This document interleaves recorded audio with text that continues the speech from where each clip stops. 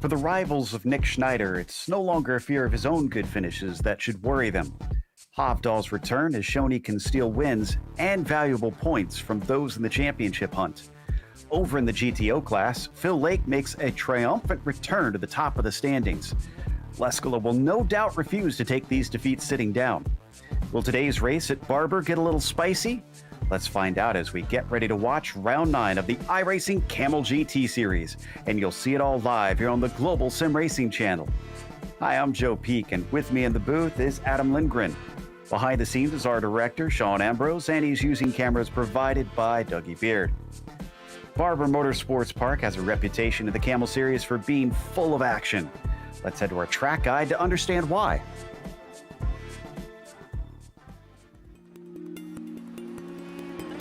Welcome to Barber Motorsports Park.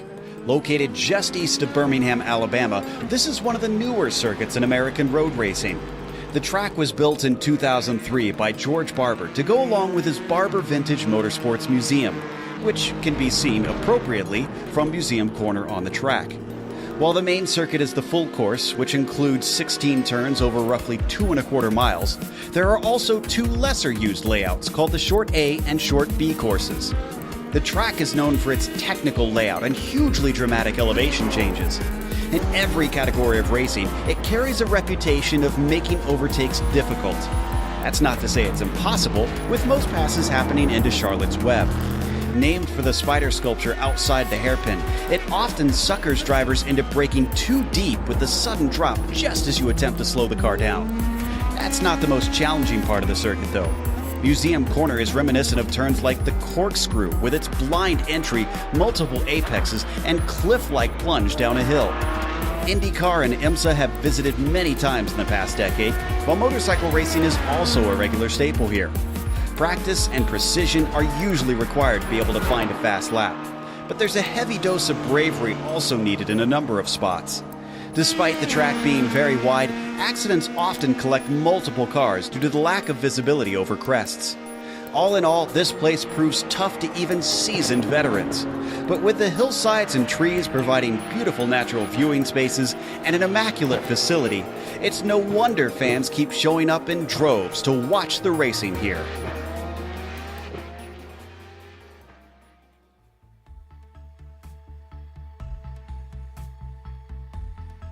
Adam, this is a place we've seen races with the Kamel series here before, but for those who haven't watched them, what can we expect? Well, Barber Motorsports Park is one of the most interesting race courses in North America. This 2.3 mile, 3.83 kilometer, 16-turn rolling circuit is a true challenge for any series and any car, and today is no different. See, the Audis will be the ones most likely to struggle today with many high-speed, high-angle descending turns that truly test the limits of their four-wheel drive grip as they attempt to keep the front tire temperature in a good operating window while also trying not to spear off into the many grass and gravel runoffs scattered along the circuit. The Nissans don't have it easy either. They have high curbs and bumpy track surfaces that make for many places where the car can get unsettled and spin the rear tires, as well as pick up aero or floor damage. One place that both classes will struggle is turn 7. This descending, switchbacking brake zone is a nightmare for both of these cars, and look for it to be the site of many are coming together today. Speaking of coming together, with nearly 10-second difference between the classes again, as well as much of the lap being blind corners due to the elevation changes, the multi-class here has the potential to be some of the most hectic of the season. If you can survive that, you're looking for a place to pass, the best place is into turn 5, and everything else is considered a danger zone. We will see fireworks here today, like we did last time at Kamel, Joe, so it's going to be interesting to watch. Yeah, try not to play it up too much, but honestly, it's a big storyline that we're expecting here at today's event. Now, if we look at the points, at least in the prototypes, Nick Schneider is starting to really run away with things. Jungbluth actually has to look over his shoulder instead. Laust Olsen is getting dangerously close. And then Aitor Sintez Guindo and Martin Krejcik keep racking up points as well. So Fabian Jungbluth might not be able to hold on to this second place unless he gets himself into gear. GTOs are a different story altogether. Yeah, absolutely. Phil Lake with the lead of the GTO standings for the first time this season. Yuka Leskala 1 point behind. Is so tight between these drivers, and they're going to be fighting tooth and nail for those positions absolutely over the course of this race. Ove Trangarade is quite a ways back at 33 points back, but Nick Bacanos only 7 points behind. If his luck could turn around, which, I mean, it hasn't for 3 seasons, but if his luck could turn around, he could be on the bronze step of that podium there. And we got Jamie Hamill-Smith 15 points back of Nick Bacanos. A little bit further to go for Jamie Hamill-Smith, and that 5th position's been swapping a lot this season, Joe. Yeah, it's hard to stay consistent if you're not one of those front runners. It seems like there's been a lot of chaos out there. And here in today's 40-minute race, it's probably going to be very similar. They are going to have what appears to be 28 starters in today's race, and they have no faster pair. So with how fast this track is in a lot of places, expect plenty of drivers to rue that fact. And if they do wind up racking up too many incident points, there's a drive-through at 17, and then they will have a complete disqualification at 25 incidents. We're just seeing the first of the drivers set a time here in qualifying, and Hugh Haycox manages to put in a 1:09.1. He's switched over to the prototypes instead of the GTOs like he's been running much of the time, but we're still waiting for others to come through and set one, as well as all of the GTOs have yet to set a time. Absolutely, and this track is so challenging to deal with, especially when you're trying to warm up those tires. It can just really rip away from you. So we see Nick Schneider coming across the line to start his flying lap. Togo Hisada also coming across the line, I believe, to start his flyer, 1:09.33. Yes, so that's a good time for him, putting him up to 2nd place. The Lake holds a provisional pole. Still nobody able to overtake Haycox here, but we're still waiting on guys like Sean Campbell, Nick Schneider, who have been fast this season. See if we could get another surprise pole potentially. Here's Nick Mukanos there in 4th as we now switch to Reed Miller, getting ready to set his first timed lap. They go by pretty quick here, so they should be able to get both in, even if they have a late start, and it's a 22.9, good enough for the front row. Absolutely. Yuka Leskala just starting his first timed lap. Ove Trangarade 24.9. That's not great for him. He's going to have to improve a lot. Look at that. Hugh Haycox, though, in the GTP jumping up to the pole position. This is an interesting development. And Fabian Jungbluth was in 3rd briefly. Now, Nick Schneider missed his first lap. His second one will count, and it's a 19.833. That, unfortunately, or 109.833 rather, that is only good enough for 5th place. Could this stop the run of wins for Nick Schneider? Or, well, excuse me, no, the last week stopped the run of wins, but could it continue his defeats that we've been seeing as Phil Lake is coming across, and his second lap is going to be a 22.4. That's 0.2 off. We're still waiting on Leskala. Nick Bacanos currently in 6th position in that qualifying time. He needs to get something a little bit better here. So as he crosses the line, it is better by 0.6. That's going to jump him only up to 5th position, though, unfortunately. So he's got some work to do with Reed Miller, Devin Donahue, and Jamie Hamill-Smith up ahead of him. Sean Campbell, another one to cross the line here, trying to set a good time for himself. A 1:09 flat is going to put him into 2nd position, so that moves Nicholas Schneider down to 6th. And here's Yuka Leskala. What kind of time can he put in on his first flying lap? It's across the line, and it's a 22.5. That will put him into 2nd place, about a 1/4 of a second behind Phil Lake, but we've often seen the tires need to get into their working temperature for the 2nd lap. I think that pole is still under threat. Yeah, but at the same time, Joe, Phil Lake, remember that he set a slower lap his second time around, so it'll be interesting to see whether or not Yuko is the same. Marty Olay has not set his qualifying time yet, trying to come across the line. His qualifyings have been pretty decent recently. Let's see what he can do. He's shooting for something in the 122 range. As he comes across the line, it's going to be a slow one, unfortunately, for him, a 124.0. So that's not going to be great for him. Down into 10th position. Kraytrick crosses the line at a 110.956. Also not great for Kraytrick, back in 9th position. It's even worse for Joseph Mudrack, who's missed both of his laps. He's had both of them deleted. He'll start from the back. Looks like he'll join Savoy. And I think Gabbiani is going to try and get up as Campbell takes the pole away from Haycox by 0.06 of a second. Nicholas Schneider back down to 8th position. He has a long way to climb up if he wants to keep contending for the wins here today. At a track where it's so tough to try and pass, Laust Olsen is going to improve into 3rd with his 2nd lap. So what a strange grid up at the top for our drivers. Haycox jumping over and showing he's quick in the faster cars as Martin Krajcik comes around, and I believe, no, he has not taken both of his laps. This is going to be his final one. And Yuko Leskala did set a faster time, but it wasn't good enough for pole. He only chopped about 5/100ths off of his time, so he's going to be lining up 2nd today in the GTOs. Here comes Krajcik for his 2nd time around. Wants to get into the 109s. Let's see whether he can do it. A 109.9, he can do it, but it's not going to improve his position, still in 9th. Well, credit where credit is due. Phil Lake has been quicker than Leskala consistently in the last few races. And once again, even in qualifying, he's showing he has stepped up his game and is trying to match the multi-time champion as Gabbiani puts a 1:11.5 on the board. So that'll put him into 12th. He doesn't have enough time for a 2nd lap, unfortunately.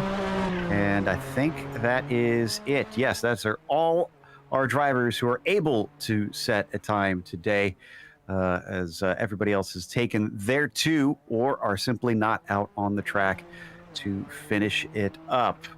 28 cars around a track that is known for being difficult to pass at, with multiple classes and only 40 minutes of racing. It is a recipe for craziness, and who can handle it the best here today, especially with championships on the line this late in the season.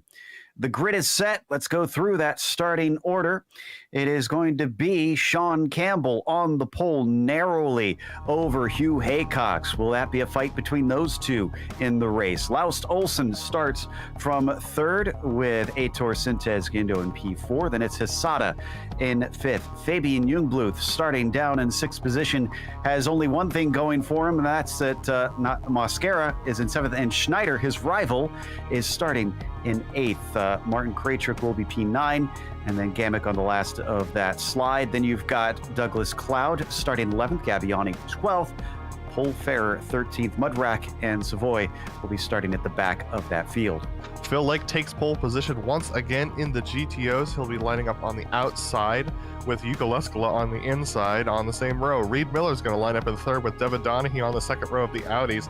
And we got Obi Trangarade in the 5th position, Jamie Hamill-Smith in 6th, Nick Bacanos going to line up in 7th spot today, with Hideki Koivisto in 8th. Marty Olay is going to line up in 9th for the GTOs, with Pablo Rangel in the 10th spot, Mika Tupola in 12th, Manfred Aliada on his first race on the broadcast series in the 12th position, and Carlos Fonseca did not set a time. He'll be lining up in 13th out of your 28 car field today. Well, the respect is definitely there amongst the drivers. Hugh Haycox gave a congratulations to Sean Campbell for the pole. But then Sean replied right back, "Thank you, but I got to ask how you're so fast in both cars." So even he is a bit shocked at Hugh jumping over and immediately being on pace here in the prototype. Such a drastically different car, and we've seen that with other drivers, but usually people who are veterans of this series. So I'm just as shocked that Hugh Haycox is suddenly a real contender here. Yeah, I think Hugh Haycox has a potential to be one of those veterans who swaps over between the cars and is very strong. And in fact, the reason why I think both Joe and I are so shocked, viewers, is because we watched Phil Lake do a similar swap over this, well, I guess it was last season, and his success wasn't that high. He was having struggle with consistency, and so the question will be to see whether or not Hugh Haycox has the same struggle, because that is usually what you gain if you are being very consistently driving the car, is that consistency and that ability to avoid large accidents. So we'll see what happens. Well, avoiding accidents is certainly going to be a key strength here today, not just from making your own mistakes, but avoiding others in front of you and avoiding miscommunications once they catch up to traffic. 14-second delta between them on average those GTPs and the GTOs. And this is down into pretty much the only decent place to overtake if you're looking to outbrake someone. That's not counting coming upon that traffic, Adam, where maybe we'll see some drivers get sneaky.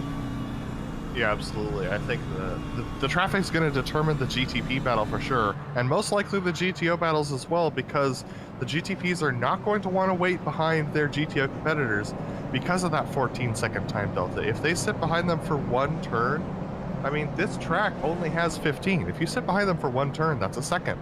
You've lost a second. And so, like, there's just a lot of time to be gained and lost around here due to the traffic. It'll be interesting to see how the drivers handle it. It's been a while since we've been here, too, so wondering if we'll see a few less familiar new drivers fall afoul of some of the wildness that we're expecting. Maybe they'll have been warned by their rivals of what's to come, and they'll play it extra cautious. Of course, no Havdal here today, as he said that he wasn't able to make it, and he even mentioned it's one of his favorite tracks. So that's good news for guys like Campbell and Haycox. What can Schneider do trying to overtake, coming from the middle of the field? Failed to put a good qualifying time in, had to just get a banker on that second lap, and maybe that's what put him so far down compared to what his pace has been previously this season. Pace car getting ready to come on in. There it goes. Campbell is given control of the field. Will he hold them to the last corner? Is he going to go early? He's going to hold on to it. He gives it a long wait, checks everybody up. Green flag is out, and he still gets the jump over Hugh Haycox, who is caught napping. Olsen's going to go to his inside, down for the first corner, but he's a little early on the brakes behind them. It looks clean into the first turn for our GTPs. Let's go to the GTOs. Yukolesko almost got a jump on Phil Lake, but then had to fall in behind as they did the left-hander onto the front straightaway. Phil Lake in a good position now. That's mostly single file for the Audis as they go all the way back to about 6th position with Nick McConnell, Jamie Hamill-Smith, and Hideki Koivisto that were side by side. But Phil Lake under heavy pressure from Yuka Leskola, who's going to look to the inside here as they head up towards the next turn, towards turn 5. Yuka's going to stick his nose in, but Phil's going to cut him off. Charlotte's Web still offers a chance. Contact. Oh, wow. Rude shove to the side, and Reed Miller slides off as well. Miller into the wall, falling to the back of the field as Leskola tries to take the lead away. Down into Museum Corner. Lake fights back, and he's going to get ahead, but I don't think this is over.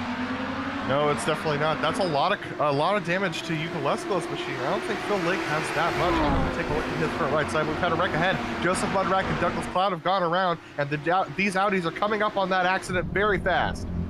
In fact, they're tangled with one another. You can see them trying to get going just as the GTOs are now heading alongside them.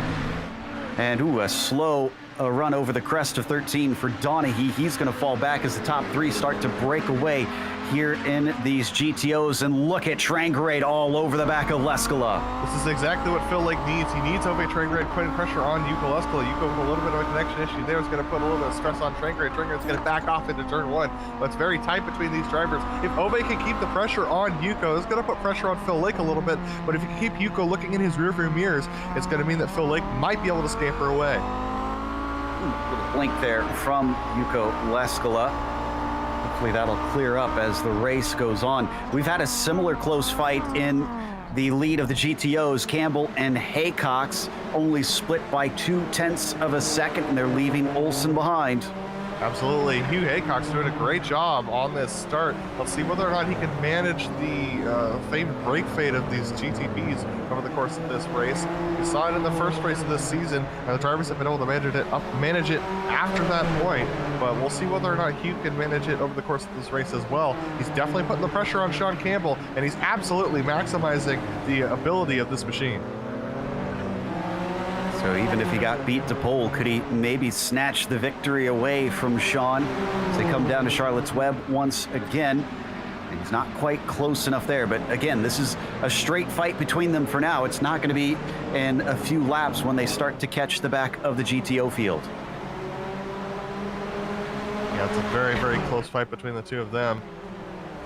And catching the back of the GTO field is going to happen pretty quickly. They're about 20 seconds behind the last GTO. Looks like Paul Ferris had a problem in the GTPs, and so has Pablo Rangel in the GTOs. This was not related. Paul Ferrer with a single car incident and Pablo Rangel possibly off the nose of another driver. A lot of action happening. Let's head back to the P2 of the GTOs because Leskala has fallen away from Lake, and Trangrade's still being aggressive and trying to take this away from him. I think that Yuko knew that that one move down in the first lap could be his only chance. Yeah, it's possible that Phil just has a better understanding of this track. This is the turn 7 thing that I was talking about, as Sean Campbell sets the fastest lap of the race, still with Hugh Haycox only half a second behind. But Ove Trangrade putting good pressure on Yuko Leskala. But Yuko starting to scamper away from Ove a little bit. Look at that, though. Yuko a little bit less comfortable as they dive through 9 and 10. And here we come to 11 and 12. Let's see how both of them handle it. Man, it's so difficult in these GTOs to try and manage that turn. It is a tricky one. It's blind, it's fast, it goes away at the exit, but they all keep it on the road. They come around to finish lap 3, and Lake has got himself an 0.8 of a second buffer over his championship rival Leskala, trying to make it 4 wins in a row now. Absolutely, so as they dive down into the turn. Once again, a lot of pressure from Ove Trangrade on Yuko Leskala. It's very tight between these drivers. Very, very tight between them. Let's see if he gets enough of a run for something into Charlotte's Web. He's close to him. Small defense briefly from Leskala, then back to the racing line. Now, as that's happened, Hugh Haycox and Sean Campbell have caught lap traffic, and that might play a part of it. Actually, it just did right now as they split one of our GTOs, and around the outside, can Haycox make the pass stick up and down into the Charlotte's Web? Diving to the inside as he's fully clear. Sean Campbell unfortunately cannot fight back. Haycox is your new leader. Wow, that was an impressive move between them, absolutely, with Hugh Haycox on the outside. Sean Campbell doing a great job of staying to the inside and making sure not to wash out wide. That was a fantastic move. That was a brilliant move. This is Hakkinen-esque once you see them come through the first corner here. Here we go. This is Hugh's perspective, and I'm not sure who that car was, but they got an eyeful. Manfredi Aliata. He's just going to perfectly place himself, see it coming, and go to the left-hand side while Sean goes to the right. Oh, that was almost contact between Hugh Haycox and Manfredi. Great, great stuff. And now he's got clear track in front of him, save for those GTOs, and he's starting to streak away. He's got it up to 0.7 of a second in just one lap. Yeah, I could tell that. I think that it was clear that Hugh Haycox had a little bit more pace at this stage in the race over Sean Campbell, so that's why that's going on. But Togo Hisada's starting to put pressure on Heitor Sintes Guindo for 5th and 6th. Absolutely. And that's Nick Schneider still stuck back there, as this is genuine pace right now.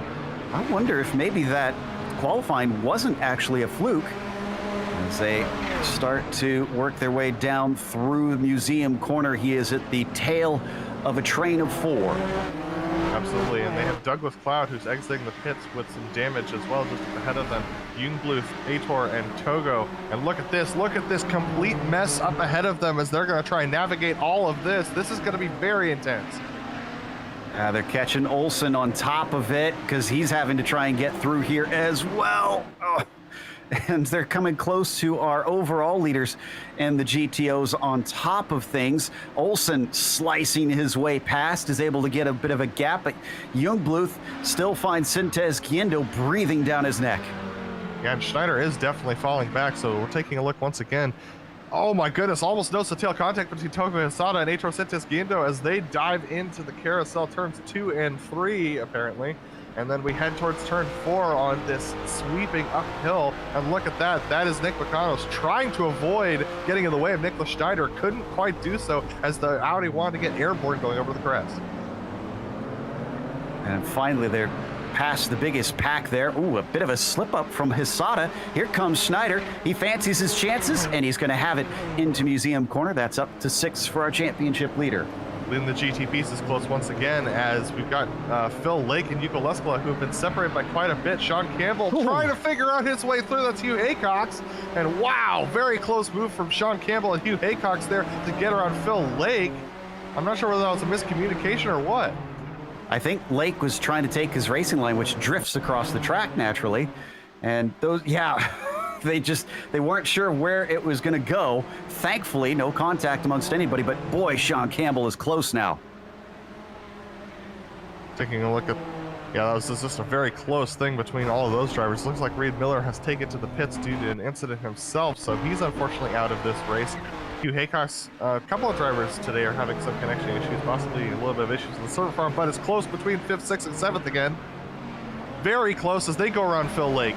Oh, Schneider gets held up. Sintez Guindo unfortunately parked right where he wants to be. He's still going to try and get his nose in. Big lockup from Jungbluth in front of him. Schneider's going to get the spot from Sintez Guindo, and now he's approaching Jungbluth. Could it be 2 for 2 in these corners? He thinks about it. He's going to put his nose into it. Gets enough space. They almost bang doors, and down through the chicane of Museum Corner. He is able to get by, but just barely. It's still on. He tries to cover him off. No, more contact between them.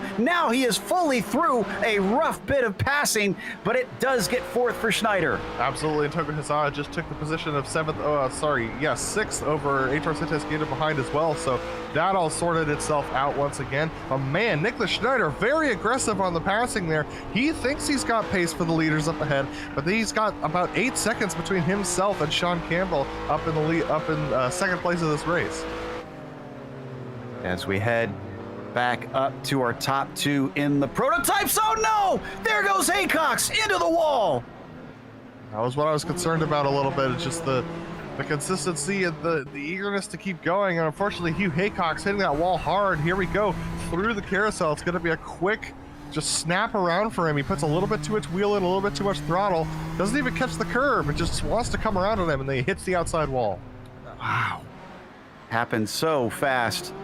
And I can't imagine his pace is going to be good after that. He's still blinking terribly as Olsen is quickly approaching. This might be a tough time for those trying to get by. No, he's going to lift. He sees the writing on the wall. That is good sportsmanship from Haycox. Absolutely. So Haycox falling back. He's going to take to the pits as soon as he possibly can to try and get some repairs done for himself. But this puts Sean Campbell in the lead by 7 seconds over Laus Olsen. The pressure is now on for Nick Schneider to make his way past Laus and try and catch Campbell. We know how quick Campbell was. He was our pole sitter today.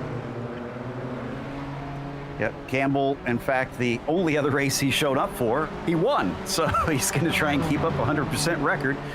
And Olsen trying to keep Nick Schneider from extending his points lead too far.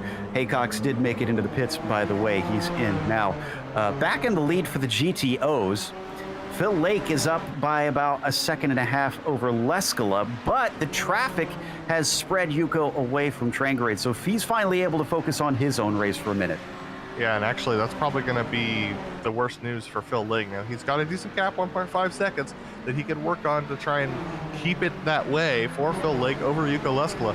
But Ove Trangrade definitely got the worst part of that particular traffic that came through. And let me tell you, some of the drivers at the back of the top 10 of the GTPs really puts Phil Lake offline, and probably Ove Trangrade as well. So that's likely why we're seeing all of this go on. Some fascinating stuff amongst those in the GTO class and the ebb and flow of this style of racing. Now, back in the prototypes, Jungbluth has really got to keep playing defense. He lost out to Nick Schneider, which was the one he wanted to keep behind most since he's fighting with him in the championship. But now he's got to try and stop the bleeding because Hisada and Sintez Guindo are still right on top of him.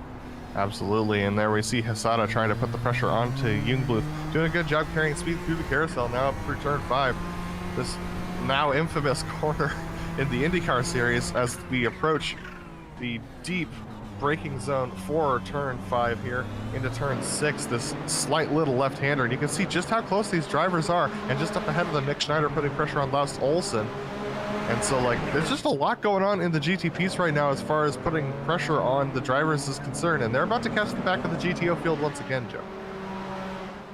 Absolutely are.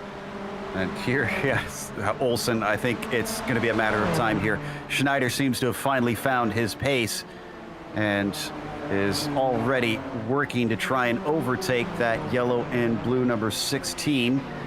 Here's another one of our GTOs, Rangel in front of him. He's going to Whoa, I thought he was going to stay to the side. He tried to come down to the racing line, and it catches out both drivers. And that was contact. Nick Schneider has significant right front damage now.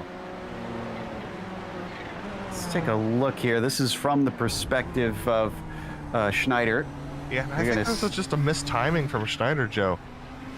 He thinks that he can carry the speed off the corner, and just unfortunately just a lot of heavy contact. That's going to be affecting his top line speed and his turn-in.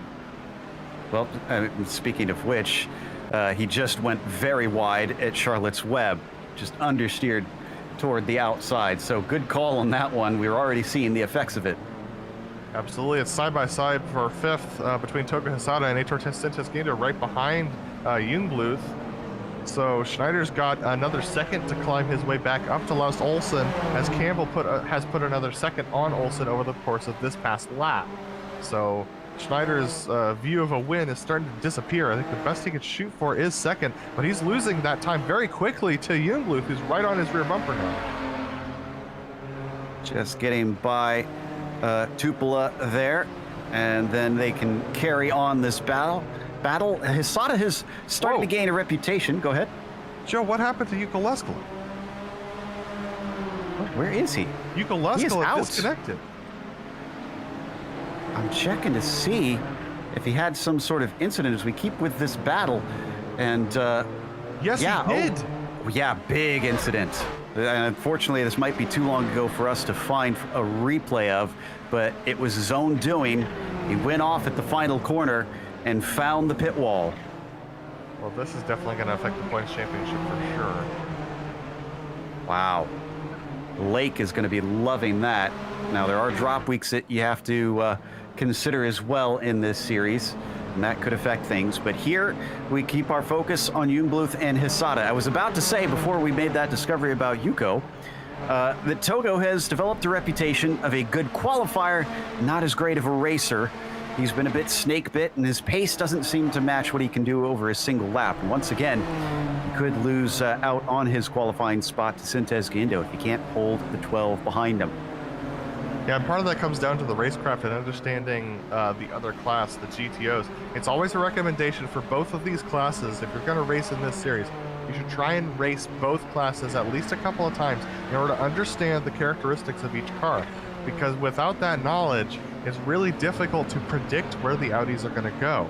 And so that's where a lot of drivers can get into trouble, is the GTP drivers rather, is they get held up by Audis because they don't understand where they're slow and where they're fast. Heitor Sintesguindo getting a little bit cut off there by Devin Donahue in the braking zone, able to maintain his line and maintain his speed. But up ahead, Jungbluth putting heavy pressure on Schneider for that third position. Definitely is. Now, how did Jungbluth catch up to Schneider? Was this the traffic? Because he was much farther up the road. Traffic and the damage, Joe.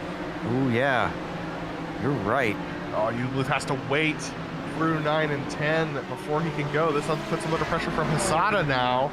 And that's just the give and take that comes with this particular track. Now, Schneider getting held up as he tries to go on the outside. Vacanos pushes him off! Vacanos' bad luck continues. I don't know if that one was bad luck. And he gets on the radio, says, I'm not even in the Nissan today, come on. He's got at least a sort of sense of humor about it. And let's stay on this replay and take a look at Heitor Sintesguindo as well, as that was just a bump from Nicholas Schneider. Guindo gets completely sandwiched here. He goes off track and then gets absolutely clobbered. Oh, whoa. And into a barrel roll that leads him exactly where he wants to go, just facing the wrong way. I'm sure he wound up having to take a tow into pits because of that. Well, that got exciting very quickly, and Schneider is now a little bit free from all of that, able to pull away from Jungbluth, although I have to wonder if he's got even more damage from that little bit of contact that he made. Back to Hideki Koivisto. Is this an overtake with you just missed? Absolutely. Marty Ole going around the outside of Hideki Koivisto. Devin Donahue now trying to join into this battle as well. Hideki Koivisto is the one who made contact, who absolutely pancaked Heitor, as we got Mark Gammett coming through. And that's exactly why. Oh, Hideki's slow, and once again, the GTP's just shoving off the Audis today. There's going to be a little bit of conversation between the classes after today, no doubt. And Mark giving an apology over the radio. He's aware of what he did. Mukanos, the good news is he's actually still rolling. Did he actually hit the wall at all, or did he keep that? Oh. He hit the tire barrier, so fortunately it's not. It doesn't provide as much damage to the Audis as the Armco, but he's still going to have some damage that he's nursing back in 7th position. But he's got 4th position that he might be able to gain over the course of this race still. Oh my goodness, that was... Oh, and Donnie, he lost it, and Mukanos gets hit again. Oh, so that started from one of our prototypes. That was Gabbiani trying to thread the needle. Donahue was caught out, bobbled, hit the grass, and as the seas cleared with Douglas Cloud pulling to the side, poor Mukanos suddenly found Donahue prone across the track, and he T-bones him. All right, Nick, I'm going to make you a pact. I'm personally not going to mention your name anymore, and hopefully that will change your fortunes. I think maybe it's just time for a vacation for a bit. He needs to step away from the sim, hope that maybe the bad luck goes away with a break or something. The poor guy. Well, he already took one, Joe. He took one a couple seasons ago, so unfortunately it just doesn't seem like it's working out for him. And I'm just going to assume fault right now until I see anything different. The other one I didn't think was quite as much luck. I feel like that was a little bit of a poor decision from Nick. Nick Schneider, rather, not Mukanos. But that second one was just sheer dumb luck. So I don't know what to say for him. Speaking of Nick Schneider, he's still dealing with that damage, and Jungbluth is starting to catch back up. Yeah, it's about 5 seconds between Schneider and Olsen, and I think it's all that damage on the front right that he picked up, bumping off the back of that Audi earlier on the front straight. And so with clear air, Jungbluth and Hasada now with the pace, whereas Jungbluth got passed quite easily by Schneider before. And remember, this was the one that was multiple contacts between Jungbluth and Schneider, so don't expect Jungbluth to be very nice about making this pass. And Jungbluth wanting to get back into this championship. He's behind, I think, by more than 2 whole wins. So he practically needs Nick Schneider to DNF here. More than anything, but passing him will certainly be the first step to trying to claw back that gap as they come down into turn 5 once again. They get 2 drop weeks, and let me actually check to see what Nick is dropping. He's dropping a 3rd place and a 0 for Brands Hatch right now. So he will still score 20 points with only 3 rounds remaining after today, which will make it extremely difficult. In fact, he could clinch it next week, potentially. Well, just like Mercedes in Formula 1, Fabian Jungbluth has it in his hands as to whether or not Nick Schneider DNFs, regardless of whether or not he intends it. So we'll find out whether that's going to happen over the course of this race, because we got Pablo Rangel and Mikko Tupola and Paul Ferrer to pass in the Audis, and these guys have been battling tooth and nail. Looks like Mikko Tupola's had some trouble this lap as he's fallen back a position or 2. But look at that, Nick Schneider able to get through as Jungbluth got held up by Tupola. This goes back to what you were talking about a little bit earlier on, Adam, that so much of the skill and speed here in Kamel seems to be not quite as much about your raw pace, but more about reading the traffic, if you will. I mean, raw pace is important because you need that single lap speed in order to make it past, in order to get a good track position due to getting a good qualifying. But once you get into the race, it's far less about whether or not you can drive fast and more about whether or not you can manage traffic. So you can see Nick McConnell just moving over. He doesn't want anything to do with any of these faster class cars anymore today. Lars Olsen up there about 4 seconds up ahead of Nick Schneider, who's just made it past Paul Ferrer, a slow GTP. Jungbluth's going to try and make it past this time. Paul's going to brake and let him by, and he's going to let Hisada by as well. That keeps those 3 together for sure. We're not missing anything over in the GTOs. Lake's still ahead by about 6 seconds there. And Hamill Smith. Now, did we lose Trangrade to something?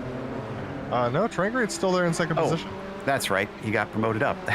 So I was looking right at him on the timing screens. It's Hamill Smith down there who has the huge gap in P3. As we watch P3 here in the GTPs, just behind Fonseca. going to get him probably at a pretty decent spot coming over the crest of 4 down into Charlotte's Web. 1, 2, and there's 3 on by.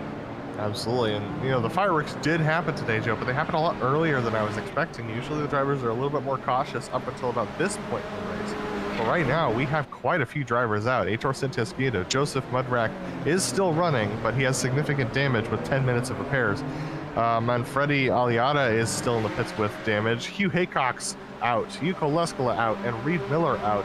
I mean, with Yuko Leskala out, that's a huge championship development. And Hugh Haycox was leading at the time, and it looks like Mudrack's gone off again. Yeah, it's been a bit of a frustrating day for Joseph. Whoa, and he had another car go off with him. Paul Fair just streamed by off the track. That was a bit weird, even though we didn't see it on screen. A little bit of a checkup for Schneider once again, as Jungbluth gains on him along the front stretch down through turn 1. He gets it down to about 0.6 of a second. Hesada just following suit. Absolutely. So Jungbluth and Hesada need to get this done on Nick Schneider. Nick obviously doesn't want to get past, but we've got Marty Olay and then Laust Olsen, who seems to have been held up significantly over the last couple laps. He's now almost 10 seconds behind Sean Campbell and only 2 seconds ahead of Schneider, Jungbluth, and Hesada. Coming up on more traffic. This is Oli here, 4th in the GTOs. That is probably the worst place that Schneider could get him. He'll be able to weave around the outside. That'll unfortunately compromise both of his rivals as Jungbluth nearly goes off and Hesada almost makes contact. Yeah, no, I'd say turn 9, turn 10, and here, turn 11 and 12. Whoa. Are the absolute worst places to catch an Audi, and especially going around the outside here of turn 14 and 14A. We didn't see it on screen, but Schneider with 2 wheels off in turn 13. I don't know how he kept that thing from spinning. Well, let's find out. We need to back up just a little more than this. This was up and over the tall crest. Here we go, right here. Yeah, I mean, it's one of those things where it's actually pretty easy for that to happen. And so when you get all that grass on the outside, you just got to stay off of the throttle, little tiny bit of brake to keep the car stable, just a little hair, and then just make sure to ease it back onto the track. Don't put too much wheel into the car, otherwise it's going to spin around on you. Stay calm and keep going. Nick Schneider does both. He'll hold on to 3rd, just ahead of Jungbluth and Hesada. Both of them wanting to try and get the podium out of the hands of our championship leader, who's easily won the most races so far this season. This one looks much better up and over that crest for Nick Schneider. Now, down in the GTOs, Donaghy and Koivisto keep on battling. Absolutely. It's the battle of the drivers who have damaged 4-wheel drive systems. We have Devin Donaghy with a front right damage. We have Hideki Koivisto with front left damage. And both of them holding up Mark Gamek between them. Mark having to hit the brakes really hard to avoid an unstable Donaghy. It was just a bit of bump drafting, right? It was just giving him some more speed up and over the hill. And he's going to get 1 for the 2nd time. And he'll give a second go at trying to make a successful overtake on Donaghy. This time it works, and he is clear. Yeah, so Hideki Koivisto and Devin Donaghy, this is going to be a very unstable battle because both of them are dealing with cars that are extremely difficult to drive. Both of them have one of their front wheels that absolutely will not participate in the 4-wheel drive system. It's now a 3-wheel drive system for these drivers, because they have enough damage that that front tire no longer connected to the drivetrain, which makes it very difficult to steer these cars around the track depending on the turn you're going into. For Donaghy, it's going to be the right-handers that are easier for him, and Hideki Koivisto, the left-handers that are easier for him. This time it was Jungbluth who had a scary moment over turn 13. Let's get a replay of the 9. This one was a lot more perilous for Fabian Jungbluth, as he had to get on the brakes. Here you see it just before this moment here. Watch this car get all out of sorts when it touches the grass. Woo! Oh, and Togo Hasada's just gone off in turn 5. He outbraked himself behind Jungbluth and has gone off. Doesn't lose his spot since he was well ahead of Krejcik behind him. Yeah. And way too deep on the brakes there. Yeah. Just missed his braking point. That was all on the 11, who thankfully kept it from hitting the wall. But he's now got 7 seconds to make up to get to Jungbluth. Jungbluth, because of his mistake, is a second and a half off Schneider. And our thrilling battle that had lasted for much of the race has dissipated in an instant. Absolutely. And Hisato's mistake is really easy to do. That braking zone into turn 5 is a downhill descending braking zone. And what, oh man, Hisato, all the GTPs are deciding to take a little bit of grass there today. But that downhill braking zone into turn 5 is a real challenge for these drivers because you have to brake a lot earlier than you normally would for that kind of braking zone because of the descent into turn 5. Well, other than the start when he was battling with Haycox, we haven't given Campbell much screen time. Wonder if we could turn attention to the number 3, who's still got about 9 seconds over the nearest driver. And there you can see he started it from pole. He's still running in the top spot, but that's not the entire story. Even still, he's only in his second race of the season and is getting ready to make it his second win on top of it. Yeah, Sean Campbell doing a great job and going around the outside of Carlos Fonseca, and I'm hearing that we could see his face in the car. So like, is he not wearing a helmet? No, well, no, he's got a helmet. It's just he's got our director's favorite helmet on. There it is. It's old Nick Cage joining us once again. Well, that's one way to drive. I'm trying to think of a good quote, and unfortunately, I can't think of one off the top of my head. The only today. one I can think of is bees. That I've already used that one, so I can't I can't pull that one out again. I'm trying to remember what the one was about the bear from Con Air, but regardless, this is looking like a dominant victory here from him, as he's going to have to slow up for the GTO down through Museum Corner. Hideki Koivisto just pulling off to the side to let him through. We did have a few battles. Actually, you know what? I think Martin Krejcik might give us something fun to watch here in the number 15. This is for 6th in the GTPs. He and Mascara have been relatively close to one another for a couple laps now. It's come down to about half a second. That is Mascara in the pink machine, Krejcik in the white.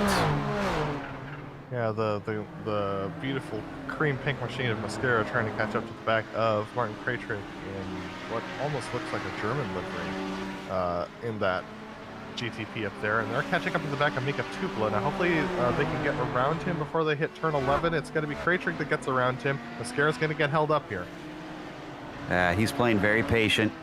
I think he's seen all the craziness that's been going on and doesn't want any part of that. So he'd rather see the finish line in 7th than risk going for something nuts for 6th there. And he's now fallen back to about 1.6 seconds. And that's good timing because Jungbluth has re-caught Schneider. Yeah, and this is on raw pace as well, and they're catching up with Becca Visto headed into turn 7, so this is going to compress this battle once again between Schneider and Jungbluth. Because Schneider's not going to be able to get anywhere around Koivisto here as we go through 7.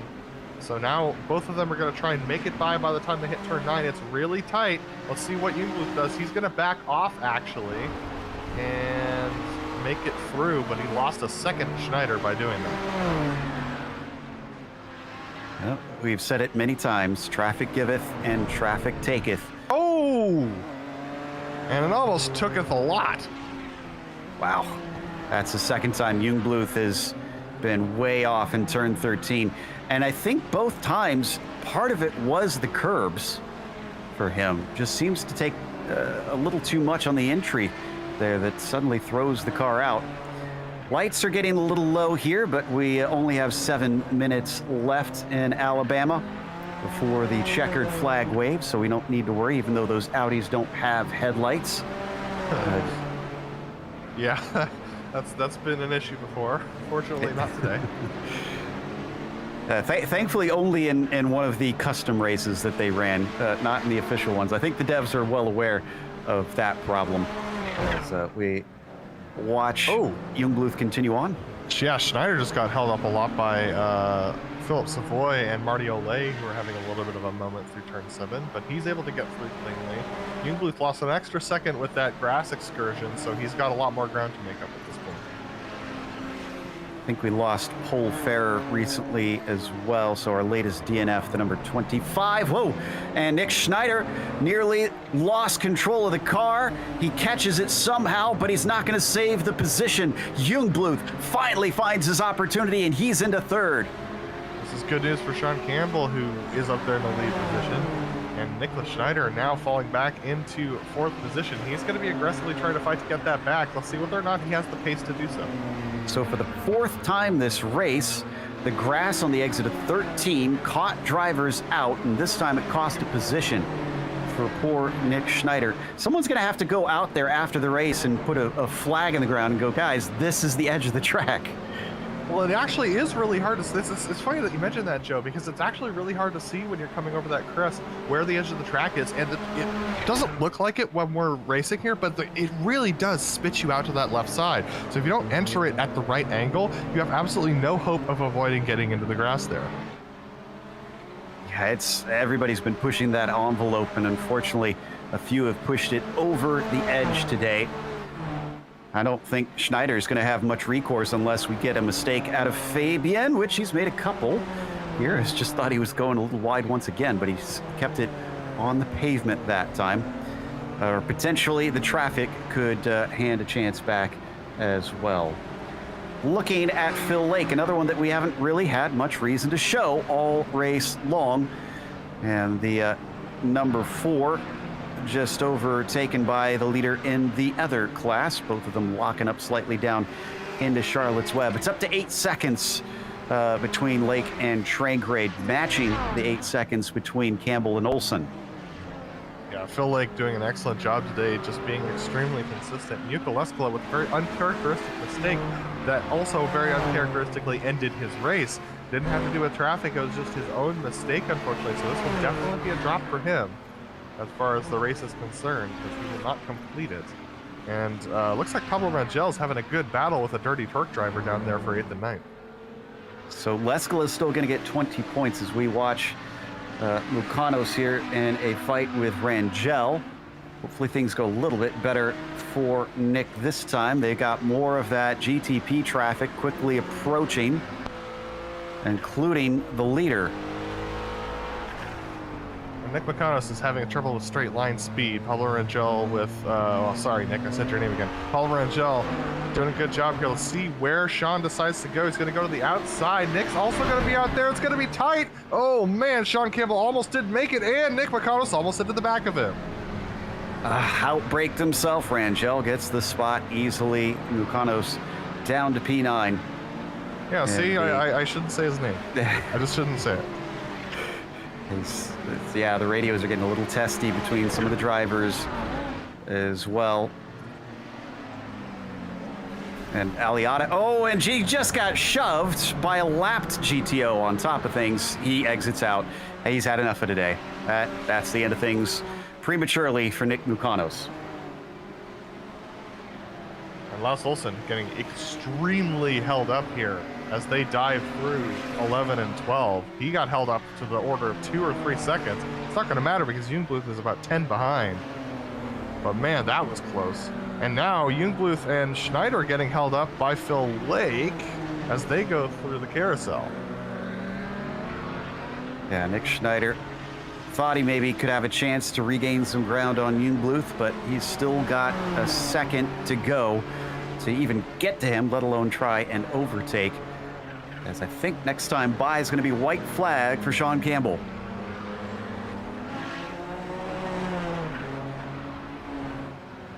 It's definitely been a storied race for sure. A lot of our major contenders dropping wheels or making contact. Definitely a lot of storylines. We said there were going to be fireworks, and usually we talk about fireworks when it comes to close battles or multi-class incidents, but today it's just been the track, Joe. So here's the irony, and Jungbluth being able to beat Schneider. Jungbluth finishing third means he'll get 20 points. Nick Schneider's drop points, which will come into play, 20 points. He'll score the same sort of today. Great Trick's gone around.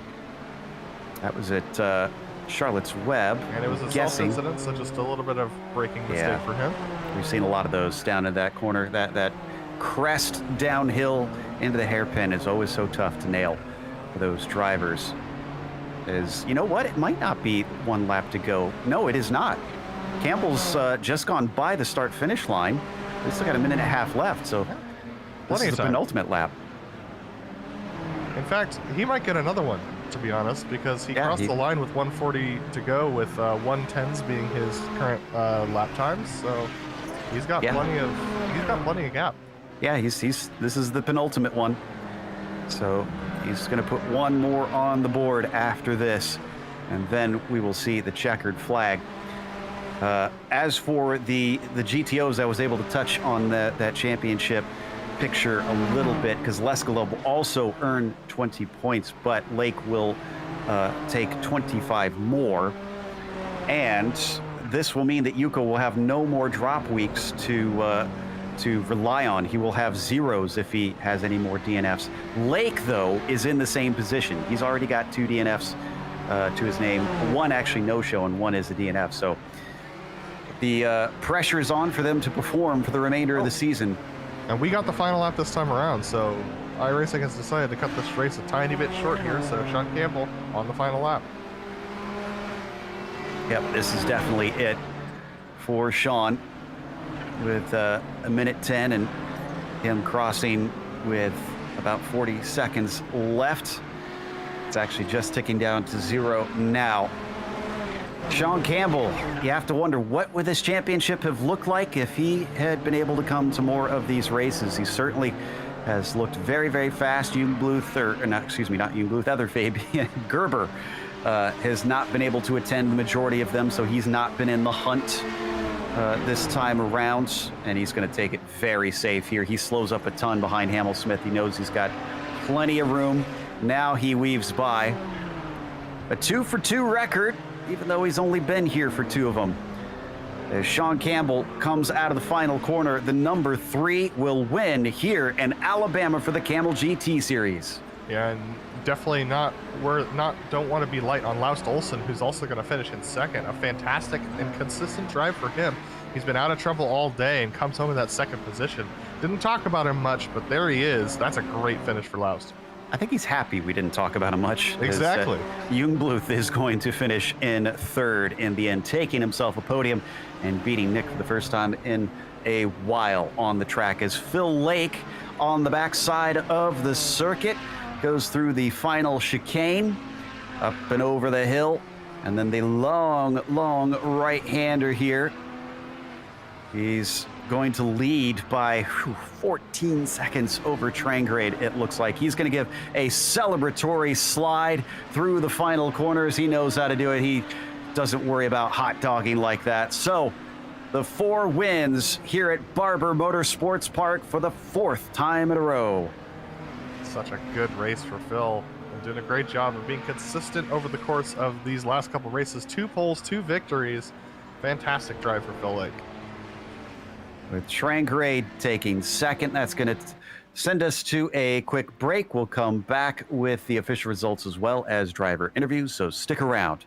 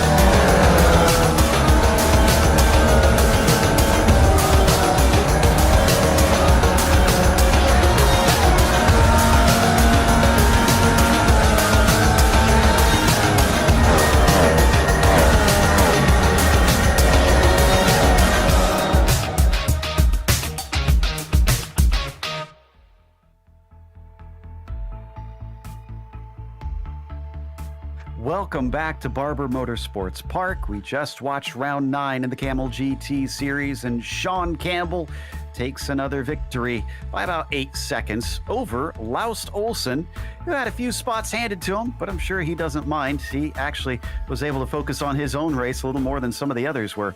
Fabian Jungbluth finished in 3rd, critically ahead of Nick Schneider, who was P4. A little bit of damage, unfortunately, and some serious mistakes from the 5 cost him that spot. He will have to rely on some of his drop points potentially here, as Togo Hisada finished in P5 with Javier Mosquera in 6th. It's Martin Krajcik in 7th, followed by Gamek 8th, and Gabiani 9th. Last on the lead lap, Savoy was P10, and Douglas Cloud 4 laps down in 11th.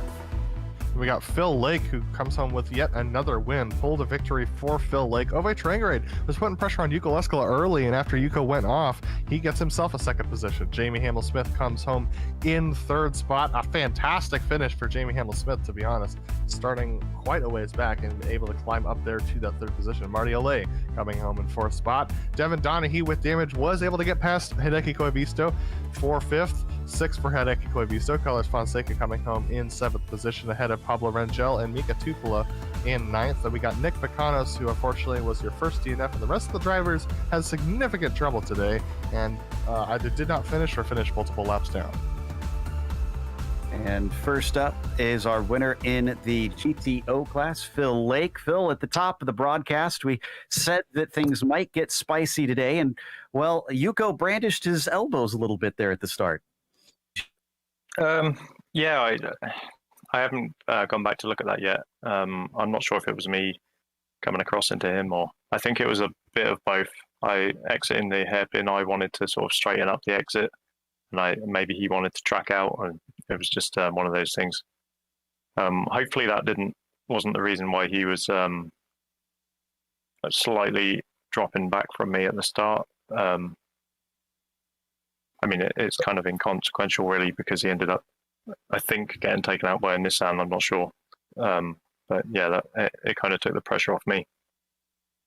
Certainly did. He actually, his race was ended when he went wide at the final corner, so wasn't a Nissan for him. Still, okay. You had gained the championship lead after last round, and now this round you're going to have a much larger extension. However, both of you lack any drop points after this week. How do you feel like that is going to affect how you race in the final 3 rounds? Yeah, that's been the situation for me for most of the season, so I really wasn't looking forward to this race, just because of the multi-class here is quite scary at times. And then we've got Bathurst and Alton Park coming up, so they're going to be equally scary. I mean, in a way, it's good that we're both in the same situation now. I think we're just going to have to. Sometimes the battle might have to take a back seat, and we'll just have to make sure we survive. But it's going to be tough for sure. Absolutely. Now, other than that, we saw quite a bit of action between the 2 classes out there today. I'm sure you heard it on the radio as well. What's your opinion on how everybody behaved at this circuit because of its reputation with multi-class? I haven't seen much of it. I've heard a few bits, but it seems like Nissans were quite prepared to take risks. I mean, it happened to me a couple of times where they went for apexes that they probably shouldn't have gone for. So, I mean, it's the same old thing. They lose a lot of time if they wait, and the culture is not to wait. So, I think everybody feels that kind of pressure to get in front of the Audi as quickly as possible, and it certainly can make the races quite messy. Well, we'll look forward to seeing you down in Australia. Is there anybody you want to give a thank you to today? Just you guys, as always, and the Day Talk guys. That was Phil Lake, our winner in the GTOs. As up next, second in the GTPs is with Adam Loust Olsen. Yeah, Loust, a fantastic race for you. We didn't end up talking about you that much, but you had some good pace on the rest of the field. But talk to me about the traffic today, because that seems to be your only Achilles heel today. Yeah, as usual, I'm losing a little bit in traffic to Sean and some of the others. I think after the first round of traffic, I lost about 4 to 5 seconds. So that's something that seems where I lose the most. But that was quite an interesting race and way above my expectations, I must admit. Yeah, absolutely. You are very consistent in driving a very good race. We didn't see any mistakes from you whatsoever. But talk to me about how to get pace in this GTP, especially at this particular track with all the elevation changes and the grass so close to the course. How do you minimize and maximize this car without hitting the grass so often?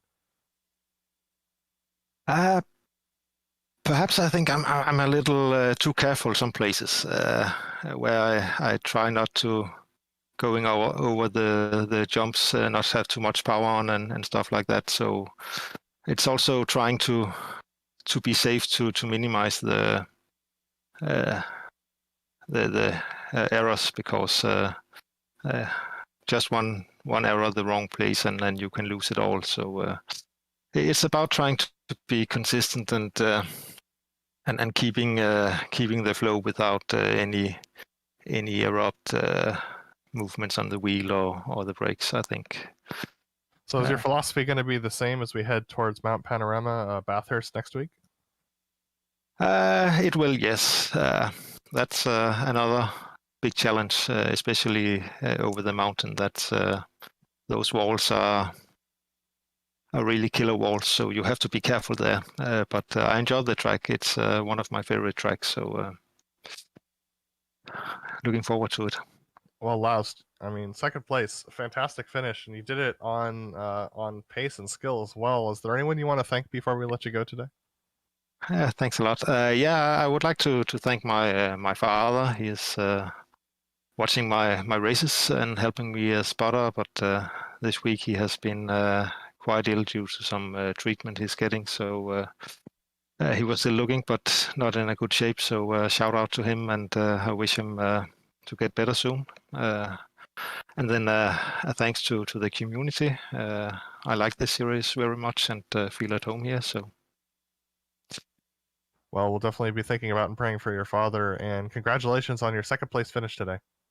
And that was Laust Olsen, our second place finisher in the GTPs. And we've got Jamie Hamill-Smith, who finished third today in the GTOs, talking to Joe. Indeed. And Jamie, you were kind of in the midst of a huge battle there for the first few laps until suddenly the prototypes came through and suddenly it looked like it was a little bit lonely instead. Yeah, that was a super scary moment for me. So once that happened and you kind of figured out where you were in position of the race, did that change your mentality on how you approached the remainder of it? Yeah, I was pretty nervous because I did one of these races yesterday and I crashed twice. Ended up having a DNF. So I was very aware that the front tires were really easy to overheat on my set. So once there was clear track in front of me and behind me, I was just focusing on not pushing the car too hard. Well, that sort of survival instinct might help you next week when we go down to Australia. How do you think things are going to go for you at Bathurst? I like Bathurst. It's a really good track, I think. Before this week, I've never raced the GTO on Barber or Oulton Park or Bathurst. So it should be an interesting end to the season, I think. All right. Well, trial by fire, as they say. Congratulations on a podium. Anybody you want to give a shout out to? Just the whole Kamel community. It's so great to be able to do these races, and thanks to you guys as well for putting on such a great show every week.